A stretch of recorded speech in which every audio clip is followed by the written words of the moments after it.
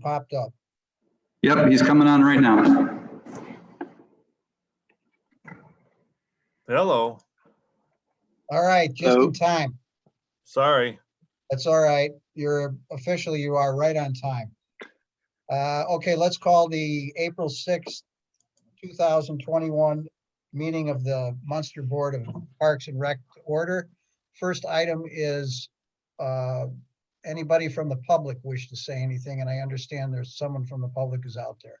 I have two people here. Well, I'm going to turn the camera and let the first person come up and get started. Just so you know, we do have a policy for you folks from the public that it's 2 minutes per person, 5 minutes on a topic. We're not necessarily the strictest of all, but we do have a pretty full agenda today. So Okay. comments to that time frame. We appreciate it. Okay, my name is Mike Dumovic. I live at 1833 Tulip Lane. I'll spell the last name for you. It's D as in David, U, J, M, O, V as in Victor, I, C as in Charles. My questions are with regards to your items you have for these rules, for the park rules. On item number 3, where it says household pets are not allowed in the park except for dogs that are under control of their owner on a leash. Why can't I bring a cat in on a leash? Why is it limited to dogs? I'll just keep going. On number 7, and this again, this is on violations for A. You talk about skateboarding, rollerblading, and bike riding. Like on the athletic fields and Centennial Park stage. Where do you consider roller skating? Is that under rollerblading, or should that be included in here? Number 10, you talk about not being able to feed the wildlife. How many kids come here and feed the ducks all the time? Are you going to fine them for that? Then when I get to, it would be under your B section, number 11, it says use of the Centennial Park stage requires a permit for use. How many, I've seen a lot of times you have people up on the stage that are roller skating up there. You know, they're doing what they would be doing at a roller dome. And then I've been here at times where there's been like, I don't know, like a local band. They get up there and they're playing, they're not doing anything. And it's great entertainment while I'm out there fishing. So that is basically my questions to you on these rules. And because I don't think, oh, I forgot one other thing. Who's going to enforce them? That's it. And you can answer or do whatever. Thank you. Okay, thank you. We appreciate your comments. And those are items that we will definitely take into consideration. We have another person here for public input. Hi, my name is John Colby. I live at 7905 Monroe Avenue. I've been coming here to the park before it even opened. I was going to the dog park since 2008. Last year, you let the weeds were growing crazy along the fence. They were 15, 18 inches high. They weren't being trimmed. All of a sudden, the weeds were dying. Those dogs, there's dogs that eat those weeds. My dog was eating those weeds and I noticed they were dying. So my dog was eating weed killer. I don't know, I don't think anybody here wants their dog eating weed killer. And I asked the park, the workers here, I forgot their names. Nobody knew what happened. Nobody knew what was put down. My dog was eating it. I saw other dogs eating those weeds and then they died. My suggestion is, I was at the Dyer Dog Park. They got 6 inches on each side of the fence. Plain dirt, no weeds, easy to trim. I don't know if we can do something over here like that to keep those weeds down. Right now, you still got dead weeds up in the cyclone fence. And you got new weeds coming up. I just like to see those weeds put under control. My other point is the drainage in that park. It's a very simple solution. I've talked to the managers before. I talked to Rodney. I put the trench in there to help get rid of that water. It does a good job. There's one spot that could take just a floor drain, 20 feet. You're in that main drain going out under the pathway. It would take care of that water in that one area. My suggestion is get a floor drain in there, 20-foot run, tie it into the other pipe, and it would, right now, it rains, it's a mud hole. Dogs will go play in that mud hole. You talking about by the dog park, or are you talking in the parking lot? No, everything I'm talking about is the dog park. Okay. So that's all I have to say, the weeds and a little bit of drainage. Okay, well, listen, I certainly appreciate those comments, because it's news to me. Unfortunately, my dog is now gone, so I haven't been over there in a long time. But thanks for bringing that to our attention, and for sure, we're gonna look into it and try to take care of it for you. Okay, could I leave my name? I got suggestions for the dog park. I know how things get lost in communication like this and get, overlooked. Don Kobe, Yeah. right? Kobe, yes. K-O-B-Y or C? Kobe, as in Kobe Bryant. My name was always mispronounced until Kobe Bryant came along. My email is on that card I gave you. If you want to email stuff to me, that'd probably be the best way to send it. Okay, real good. All right, thank you. Thank you for coming. Oh, the other thing. It's getting warm out and the dogs need water. When would the water be turned on? It should be happening. It's coming. I just did the washroom this week, so it should be coming here real soon. Okay, sooner the better, please. Yes, Most definitely. Okay, thank you. Okay, thank you. thank you. All right, Hey, anybody? Yeah, real quick, could I have the numbers back to the first comments about the rules? I had number 3, number 10, and What numbers? number 7. What was there was a fourth one? Did you get a cat on a leash?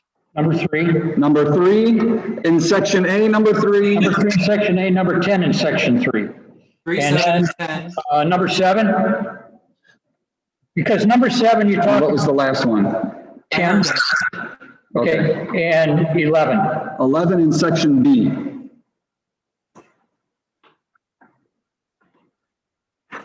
And I believe that we're gonna address this stuff today, so you should probably stick around. I wasn't leaving. Mr. Schoon can attest to that.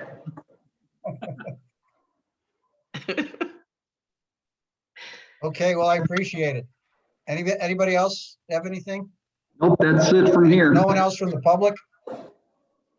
If not, we'll close the public input portion of the meeting and move on to administrative matters. First item is approval of last March, I guess, 16th minutes. So moved. Second. Moved and seconded, all in favor, aye. Aye. Unanimous? Okay, vouchers, there are 3. I looked at them, I don't have any questions. Anyone else? Nope, they look good to me. Nope.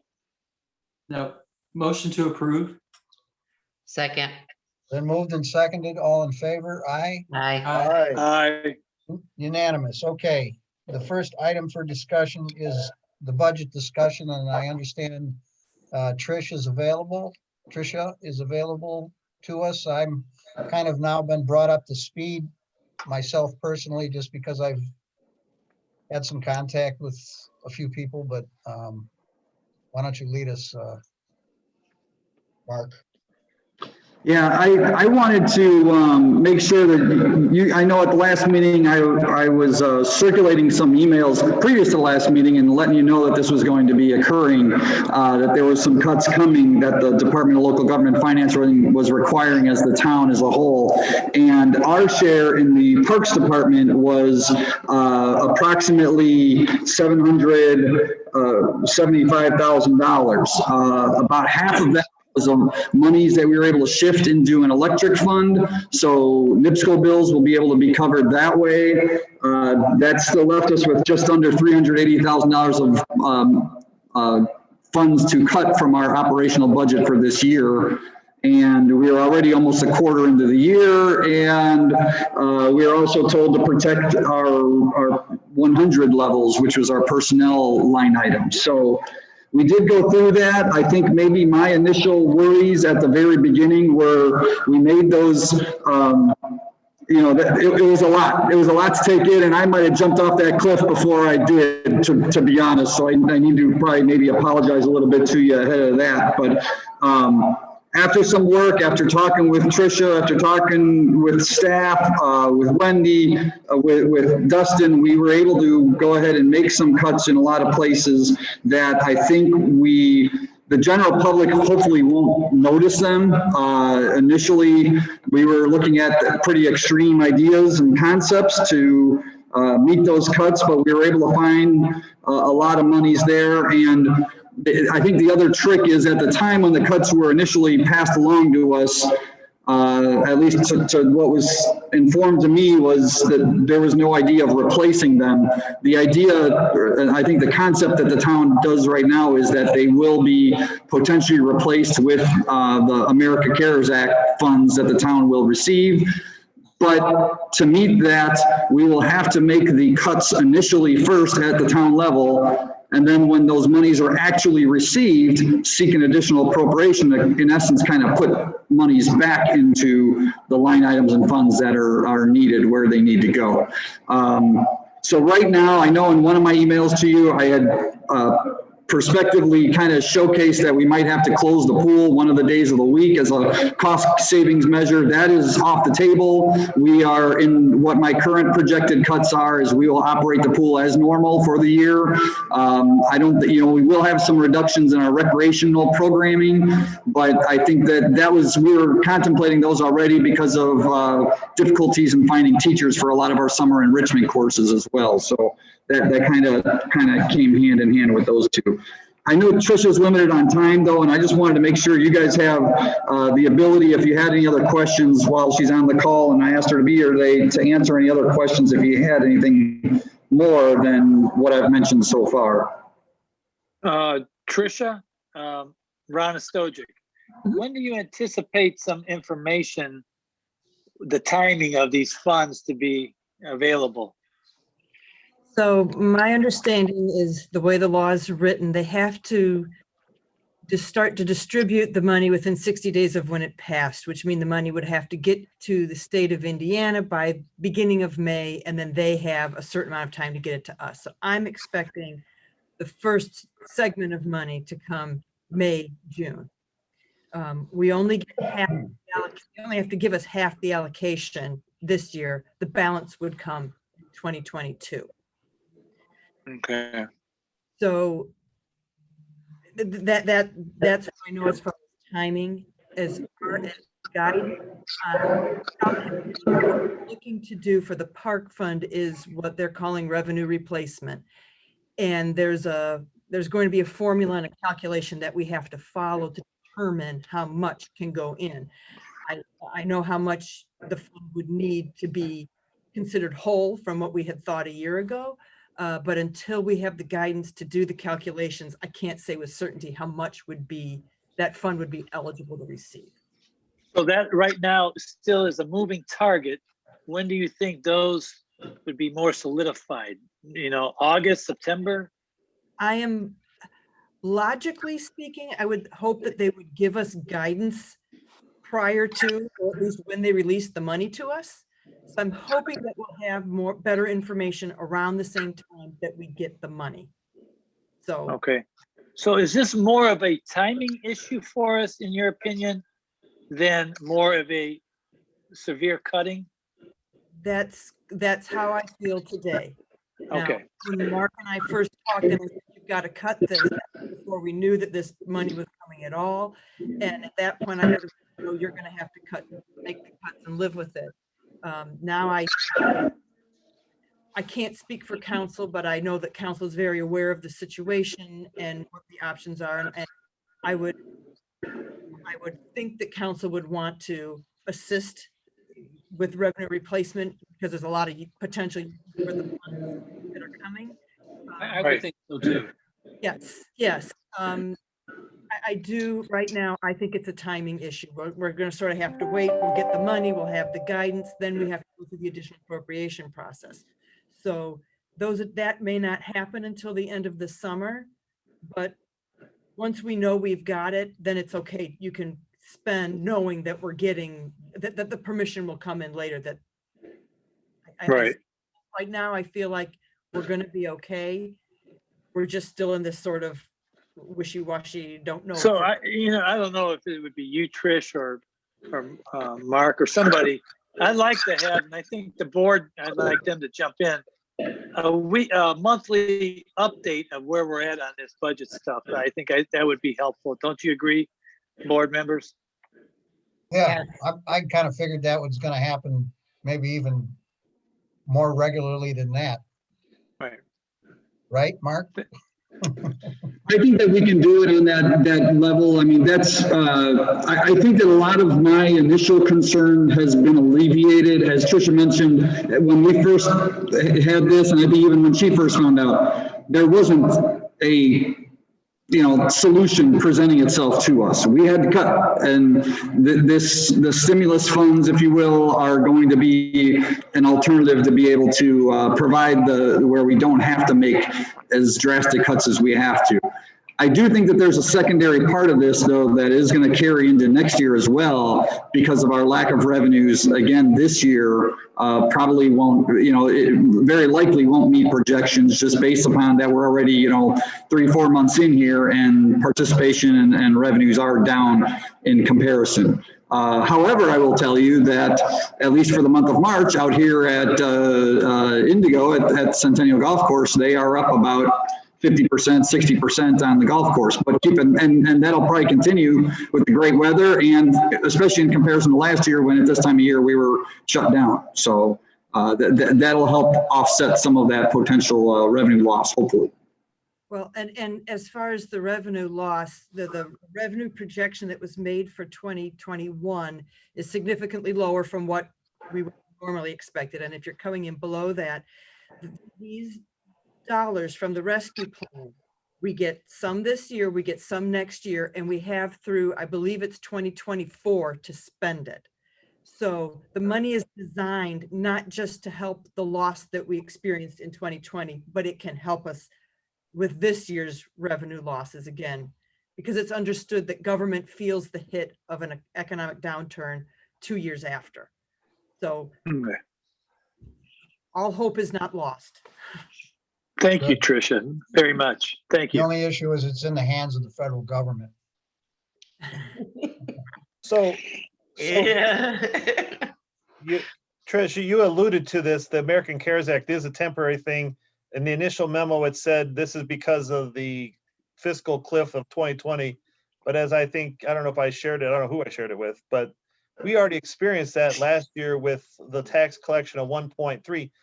My understanding and my recollection of how this was all formulated was when the budget agency came in, they looked at your previous revenues, which is taxes and miscellaneous, and then they generated a rate from that. I'm assuming that they looked at our 2020 revenue and said, well, you can't really support your budget because, as Mark indicated, we were all shut down.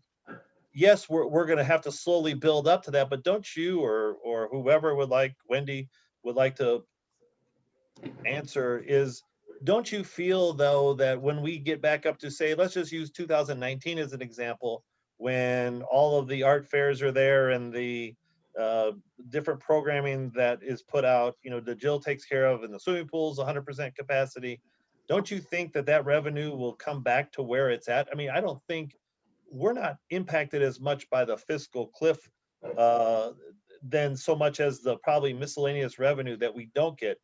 The second part of that, and it's a rhetorical question, is when did the council know about this and why did they advocate for 3 new positions? I'm sorry, I'm stealing Robin's question, but I'm still a little bit perturbed about that whole idea. But you don't have to answer that question, more to the point of how they calculate us being a shortfall. So when you talk about the fiscal cliff, you're talking, I believe, about the property tax caps, the circuit breakers hitting Correct. full force. Mhm. And that we took into account when we created the 2020 budget. And the way it works and the way the state looks at it is they look at 18 months. So when we created the 2021 budget, we said, as of June 30th, 2020, from then until the end of 2020, here's how much we expect to get in revenue. Here's how much we expect to spend. And then the same, what do we expect to bring in and spend for all of 2021? Well, those numbers, those revenues were just drastically reduced because we knew we weren't going to get the money. The state will accept miscellaneous revenues that we provide them. They aren't going to go back and look and say, well, but you know, in 2019, you had this. They don't do that. They're looking just right here, right now. Yes, That was bad. Huh? That was bad when they looked at it. That was bad when they looked at it in June 30th of 2020. But that's the way the statute is written, Right. how it's calculated. So we Right, can right. change And that. and that's why I guess to my question, it's not a question, I guess it's just to a point where I believe historically, having done this in the past, is 2020, as you said, looked terrible. June 30th, we didn't have anything. I think you're going to see a pool, unless it's been cut and I don't realize it, at full capacity, people doing stuff, people going to camps, eventually getting vaccinated and all the other stuff. And if they don't get vaccinated, that's cool. I'm not into the argument, but at least they'll be out there doing stuff. And as Mark indicated, the golf course is now, although the golf course did very well last year, we're going to do probably even better now. That was my only really point is, I think, and you using June 30th is a good example, this May 10th collection for our tax bills is going to be a good indication of where we stand in this June 30th because of the collections. I mean, we're going to collect probably no less than $1.3 million in the tax side, and you'll also get a good indication of going, okay, well, it wasn't as bad as what the state thought it was. And I know they can't really look beyond the lines. That's what they're focused on. But I think we're going to be in a better financial situation than what they think we are based on the fact that we just have gone through a pandemic. That's why I say, when all these cuts were happening, I go, look, don't cut all this stuff because our revenue may be higher. And I think we just, as Dave has indicated and Ron, like, look, let's get monthly reports and say, this is where we're at. This is where we are in comparison to 20 or 19 or 18, and we can make adjustments on the fly. And I think that these dollars from the rescue plan are going to do, I think that the park fund is a good example of what revenue replacement will do, because we're going to have to go back and look line item by line item. What did you bring in 2019? What did you bring in 2020? And that helps determine this is how much you lost. Mhm. So we'll be able to do that for the 2020 revenues and the 2021. And like you say, the pool's going to be open more, everything's going to be open, people feel more comfortable. And then you should, hopefully those rescue dollars will carry you right through until when your programs can be running built again. And that's exactly my point. And I'm thank you for being here. I just didn't want to make any rash decisions of going, we're only going to have the pool open for 3 days and camps are all messed up. And I'm going, well, that sort of cuts into some of your potential revenue sources that could eventually help us out of this situation. But thank you. Yeah, I think that it's going to work fine, and then there shouldn't be any problem getting you the reports that you want that show you the information you're trying to see on a regular basis. Thank you, Thank you. Tricia. Yeah, thank you. I know you have to go, but I appreciate you sticking around. No problem. Okay, So we don't need to do anything. We're just going to push for as much reporting as we can get. I mean, just from a tax standpoint, just so everyone knows, I mean, the levy only increases so much. The only way you can really increase the amount of money that you're gonna get above and beyond is by increasing your assessed value. And Right. that's really where you're at. So Munster, for a good example, I don't know what the exact collection rate is, but I would guess even adjusted for circuit breaker, you guys have got to be over 90-some% of your I think we're collected- around 95, I think. Yeah, so, I mean- Am I right? 95 to 98. Yes. But it's then you great. have to adjust for the circuit breaker of what you lose because of Right. over the thing. So I'm gonna tell you, when you're over, I mean, although probably you budget for probably 90 to 93%, I don't know what you actually do, but there are situations in other communities where they're probably in a far worse situation than we sit today. So Dan, we've talked in the past years, previous lives of yours or yeah, whatever. right. The past life. Yes, but the assessed value, I think you made a point, and I think the assessed value is going to considerably go up here in Munster. What I've seen. I've seen assessments go up on average as people come to me about wanting to appeal their tax bills, probably 8 to 10% of assessed value increase across the board throughout Munster. So that's a positive thing. I mean, Right. Trust me, it's a good thing for everybody, but you are capped. You are capped at 1, 2, Right. 3%. So Right. it's a good thing. I got nervous because I go, well, I don't want to go take a big scalpel and cut off, giant limbs when we don't necessarily have to. If we don't have to necessarily cut Frank Hammond's grass in the middle of June when there's only dirt and dust anyways, because it hasn't grown, because it hasn't rained in 3 weeks, then we can reduce that and that helps our supplies and everything else. But, closing the pool to me was eye-opening. So I didn't want to do that. Yeah. All right, well, thank you all. We don't need to take any further action, as I understand. That's correct. I think you're okay, and I just wanted to share everything and have the discussion for more informational purposes, so. Okay, I appreciate it. yeah, I do too. Thanks for your input, Great. everybody. Next item is surplus equipment award.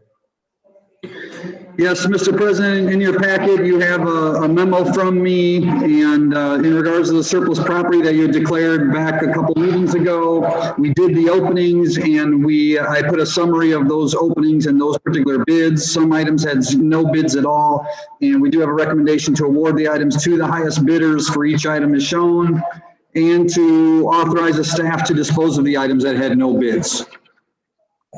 Yeah, I can see this is not going to really help our budget very much. But No. But they will be happy with the space we acquire. I mean, here, my only question is this, and I don't care, because if this was a sealed bid process, right? Correct. I mean, I just want to make sure that it was all done. I'm assuming it was. I have no reason to disbelieve it, that it was done to the thing, because I see some people that are employees that have purchased it, and that's great. I just want to make sure that someone doesn't come back around and say, well, you didn't advertise it, and I would have loved to have a Yeah, I'm lawn boy sure- push mower. Yeah. I'm sure the statute was followed, wasn't it, Mark? I'm sure. We did. We advertised it in the Yeah, newspaper. yeah, It was also right. posted on the town website, so, to attract it. We just didn't get a lot of attraction to come and visit it. We only had 3 people come and look at things, so we did get the 3 bids, but that was it. The law is pretty straightforward on that. Yeah, if you follow those steps. And then we've done that in the past. Yes.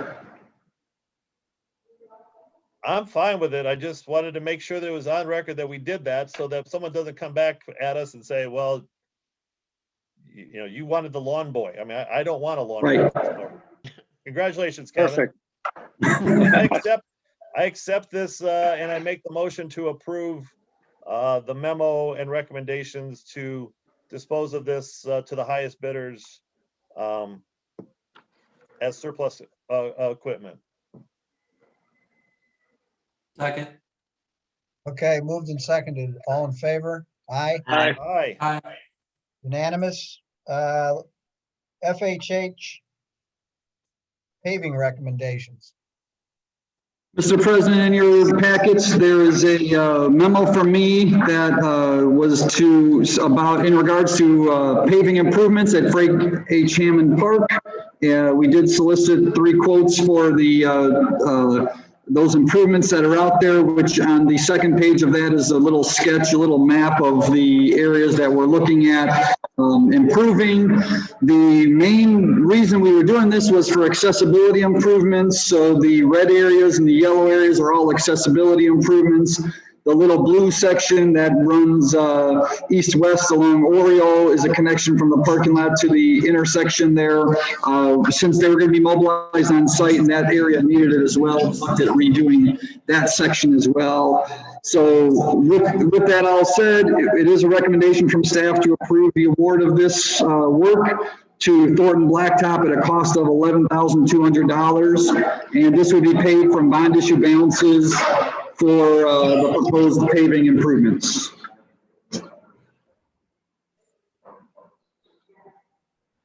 Anything else? It's clear that it's coming from a bond issue, not a. Yes. If there are no questions, we need a motion. I'll make the motion. Second. Moved and seconded, all in favor? Aye. Aye. Unanimous. Last item are the rules and the resolution to adopt them. Mr. President, you have a resolution in your packet that I had put out there that was discussed a little bit earlier during public input. And I know that we've talked about this on a number of occasions in the past with input and review from the police departments, park staff, and also from the park board attorney. And he most recently had input from the prosecuting attorney for the town. So taking into all those accounts, the resolution that's in your packet is a revised one that I had updated to remove the kind of ambiguous suggestion of not to exceed $2,500 fee, and kind of spelled it out for what the fee is for each violation when those occasions occur where the police is issuing a violation ticket there for those particular breaking of the rules out there. So brought that to you. I did, if anyone, I don't know if everyone saw earlier today, I did, just because last night I got a call from the park board attorney after discussion from the prosecuting attorney. Their recommendations after discussion and what he shared with me last night was the idea of just making one flat fee across the board for all of our violations as a $100 fee. This is similar to, I guess, what the town of Lowell does through their parks. And they felt that that was their recommendation if it was their decision to present to you. So you kind of have 2 choices, I guess, before you to decide upon, assuming that these are all the rules, as well as taking into account any other thoughts that you've had along the way here as we've discussed this. All right, first of all, because I don't have that in front of me, but is it the recommendation that it'd be a $100 fine regardless of number of violations? Like if you do it 10 times, it's still only 100? It'd be $100, yes, there'd be no escalation, and it'd be the same fine every single time for each occurrence, is the way that they would resolve it. All right. Or recommend it. I don't think that's a good idea, because I think if there's a multiple offender out there who's doing it and doesn't get the message, then I think that the fine ought to escalate for something like that. And maybe, not 3 or 4, but maybe 5, and will that really happen in any event, practically speaking? Probably not. But I don't know. That's my thought on that. Multiple violations ought to get a bigger slap on the wrist. And I do want to add that there's times, just for instance, to rent the shelter out at Centennial Park, it's more than $100. So if you go out here and say, well, I'm going to take the risk and go out there and have a road picnic and don't book it, And so what, you get a violation for $100, you're saving money by not reserving it through us, because it would probably cost you about $140. I think it's $35 an hour for a 4-hour picnic. So I think that the presented resolution that I initially sent to you and posted in the packets would be, from the staff's perspective, I think that it gives the police officers, if they're the ones writing these tickets, spells out, you know, which violation it is, and we kind of tried to have a tiered level of severity there for if it's a little bit more severe, that, you know, it is a higher ticketed offense, if you will. So that's where those figures came from as we looked at that.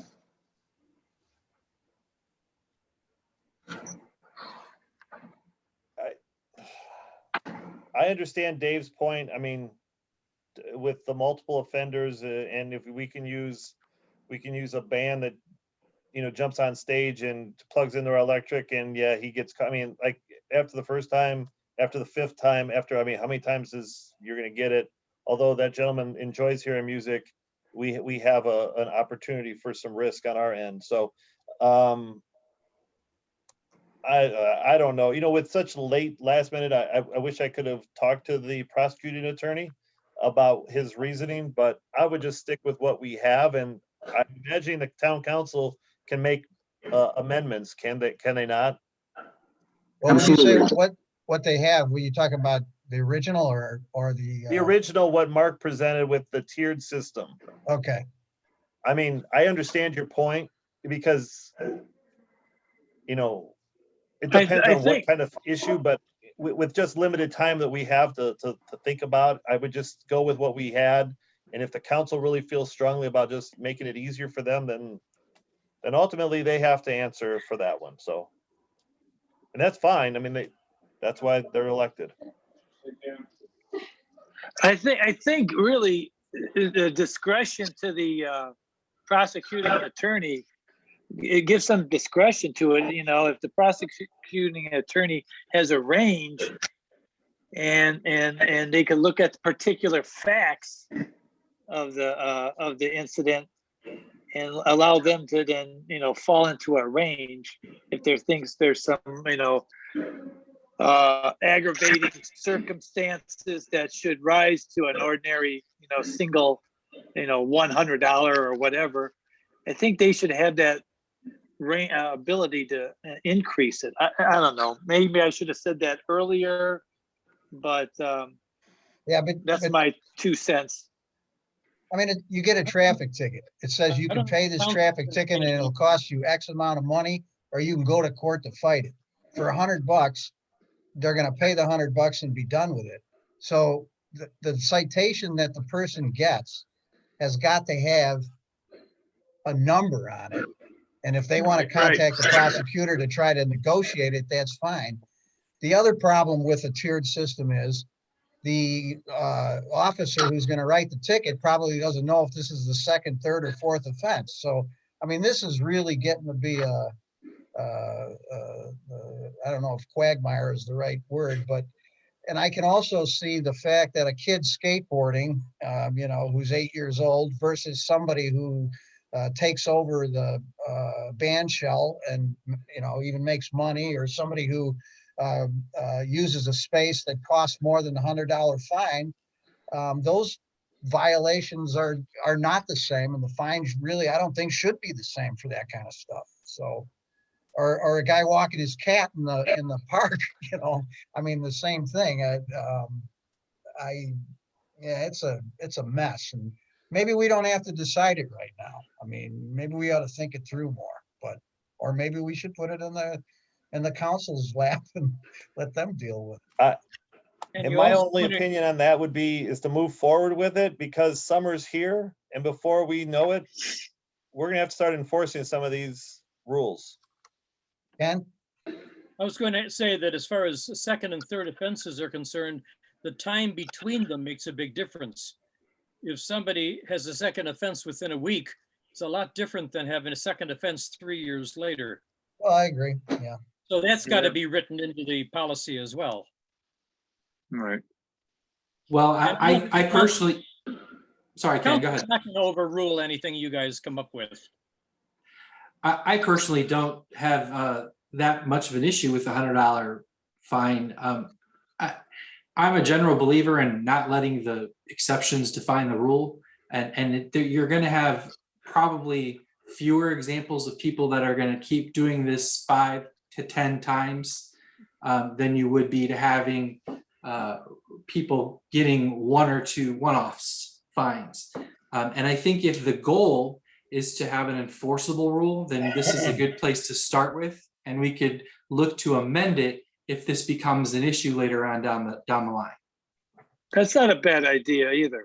That's something, let's get it out there, see how it plays out.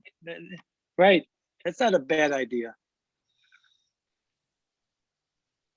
And if we can, if we're making amendments, I would agree with the gentleman. I think you should be able to have your cat on a leash. So if we can do that, Yeah, I think that, I'm for that. He said I he doesn't agree on want to have that. a cat.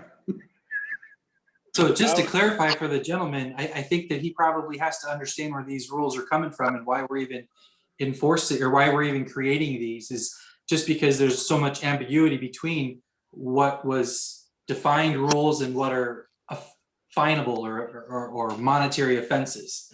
So that's where this comes from.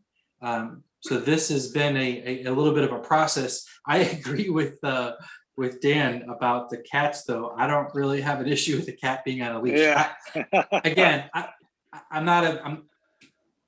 The exception shouldn't define the rule. I don't have an issue with that. I think the issue is to bring non-domesticated, if you're looking for a better term, non-domesticated animals, like if you have your pet alligator and you're walking through, you may not want to let them in the park. Same thing with feeding the wildlife.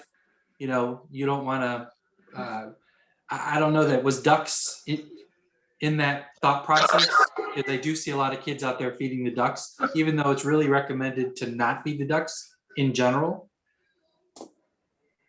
I actually had a very good education about feeding ducks and so forth here recently by a resident, and telling me that it's substantially is causing, if you're throwing bread to them, and the suggestion was what to feed them rather than bread. Bread is just not a good food for geese or ducks or anything else like that. So looking into that a little bit and comparing, I've talked to Lake County Parks, to some of their staff who's a little bit more in the nature realm than I am, and getting some feedback from them. So we're trying to come up with a little sign, especially that area right there by the hospital at Community Park, in the school ditch there, as it's on the south end of Community Park there, which seems to be a popular spot for that occurring, besides as well out here in Centennial. Yeah, I would support a sign or two saying don't feed bread to the ducks, or bread harms ducks, please don't give them that. Or well, and I think the other I'm sorry, Ken, go ahead. Well, and I think the other one too is I think if you look at it from this perspective, if you start feeding wildlife, they don't naturally go seek out food the way that they should. And they don't leave, which means they stay in our parks, which means what they leave behind stays in our parks, which is also a frequent complaint that we get in our parks. So I think that that's another reason why we would not want to encourage feeding wildlife in our parks at all. Yeah. Right. I mean, that's like feeding deer. It's a big issue too. And in general, it's not a good idea to feed wildlife just for those reasons. Yeah, so right. I would not be in favor of removing that. I would be in favor of amending that number 3 to include dogs or cats. I don't have an issue with that. Second. Pets is all inclusive. Well, but it specifically says dogs. Yeah, but this specifically says dogs. And I think you want to be, again, careful with pets, because I could have a pet iguana or pet whatever and bring it to the park, and that's really not the goal. Stricter. You're not My gonna- daughter has a pet skunk. You don't want Is to it pet a skunk. skunk? That she What about walks on those a little leash. pigs? Those baby, or the mini pigs or whatever. I mean, So it I mean, can really it kind can of go a lot. Yeah. I can tell you that in my 25 years of working in a park department, today is the first time that I've ever heard anyone even suggest about putting a cat on a leash and bringing it. I don't think that's I a think good we're idea. having a discussion about something that's not going to even occur, nor do people want to do it. If they do want to bring it, come back to a future meeting. We can always edit things at that Yeah, point. I want to How see about we that say cat. mammal pets? My guess is Mike doesn't own a cat. Or Oh, he'd I don't know. say that without laughing. No, I've seen, I think, a leash, cat on a leash at the park there. Really? Walking, yes, walking.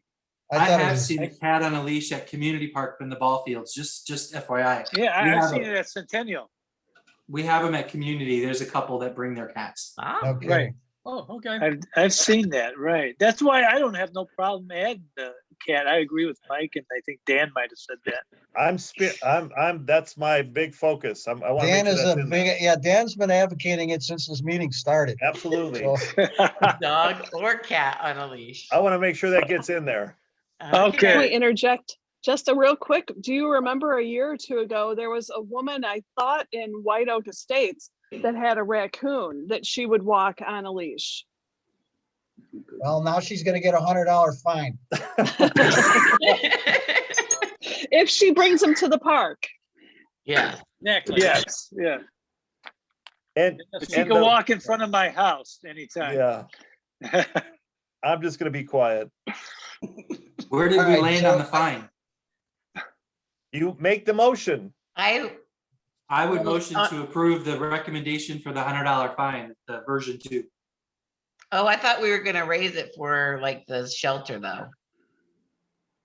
Because of the issue. Of them not paying for the shelter. They just pay $100 fine. Let me And ask you this, it's- has it how much, does it happen often where people just kind of take it over? The shelter? It will when it's not being used and not reserved for somebody else, but I think the bigger issue ends up being is, I think that it's more the, Dan mentioned earlier, kind of the expediency of trying to get something on the books. I mean, we're here, it's summertime.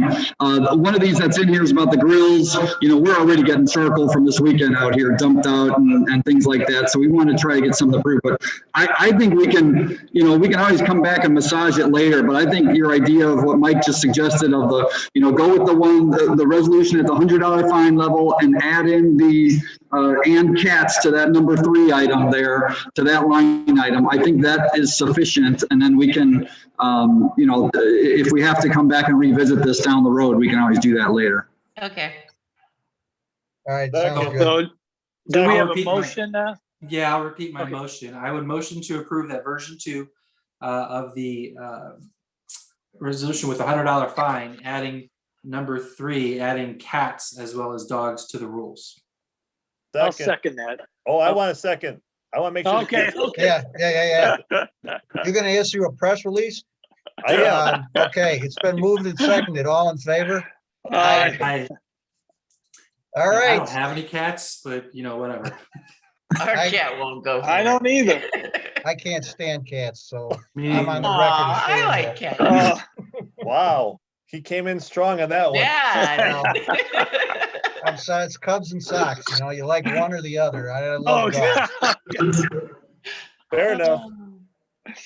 All right, that's it. I thought we'd be into the dinner hour, but I guess we're not. Anybody else, anything? Yeah, I don't know. You know what, Mark, is there any possibility of doing that along those fences over there on that grass? I don't like to see the animals eating anything out there. You know, and I think Kevin told me before, last year, I believe, again, that was a rogue dog park member who went and sprayed something themselves out there. I think he mentioned that before I got here at a meeting last fall. And I know that it was also the same issue with the trench. And I know that, you know, we had to put the ditch that he kind of just created an above ground ditch in the terrain out there. And that created also an unsafe condition for us. So it's something, we'll look at the drainage issue. We'll also look at, you know, they just got started this week with the landscaping out here. So we'll see if we can get out there and at least give it a good weed whip. If we get it started that way, hopefully we can just keep up with it with a weed whip time out there rather than Okay. having to use any kind of chemicals. Because we agree, we don't want to put chemicals out Yeah, there. you don't want to do that. Yeah. But how hard is it to weed whack it? I mean, And that's the biggest issue. It's just a matter of getting there when nobody's out there, when the dogs aren't around. So Also, has the view opened up yet? it has not. They have a lot of bookings that are going to be rentals in here because a lot of people are still with COVID are going to do kind of one of the most recent things that they're selling is rental of this room and the patio. So you have kind of an indoor / outdoor space to use, and that's become real popular. So Paulette's really been concentrating on that side of things here too. So we also, just as an update, I believe I mentioned to you before, Matt Mangetti retired or left work in here. This is our golf pro. So they're still in the transition of trying to fill that position here. And hopefully that'll be something here in the next few weeks that we'll hear some update. Dave's available. Yeah, Dave's I available. nominate Dave. Dave. you guys, you're not gonna want a lesson from me. And I guarantee nobody will be sneaking on that golf course. You got that right. Yeah. No freebies. So, but during the lunch hour, usually we had the view open starting the 1st of April. I don't understand how that's booked up during the week. Well, they're using it for the rentals, but right now we're still closed on the doors out to come into the building here still, Paulette. So we're still in that COVID sense of masking and everything else here. So I think that from that perspective, we're still kind of been in that half, COVID time as a building. I was hoping that we were going to get some direction last night at the council level for what, our masks required or not in town. Nothing really came up that way. I would believe that, in our buildings, we're leaving our signs up that says continue to wear them. I think most facilities are. Oh my gosh. I think the county is, isn't it? The government complex? In the county buildings, all their indoor facilities, yes. Yeah, I thought I saw that somewhere. Yeah. Not to violate any HIPAA laws, but has everybody been vaccinated? Almost at the end of the month, I'll be free. Yeah. I have. I got mine End of the too, month. so then maybe we'll consider having live versions of the meetings again in the relative near future. Just to see what everybody looks like in Dave person. misses us. Do, yeah. He wants out of the house. Well, the next meeting is April 20th at 5. If not, by then, maybe we can try to shoot for May to start at least being back in person again. Okay, Sounds good. all right. Dave just That worries it? about technical support. Motion to Ron's the one adjourn. who's having all the issues. Every meeting we have now, he's got somebody trying to figure out how to get him on. He's yelling at somebody, help me out with this. You got to try That's filters right. like me and get the shark face going. That's right. Yeah. I like it. It looks good. Gotta have fun. Okay. Motion to adjourn. Approved. Second. Second. All in favor? Aye. Aye. Aye. Enjoy the weather, guys. Yes. Yeah. Thank you, everyone. Bye.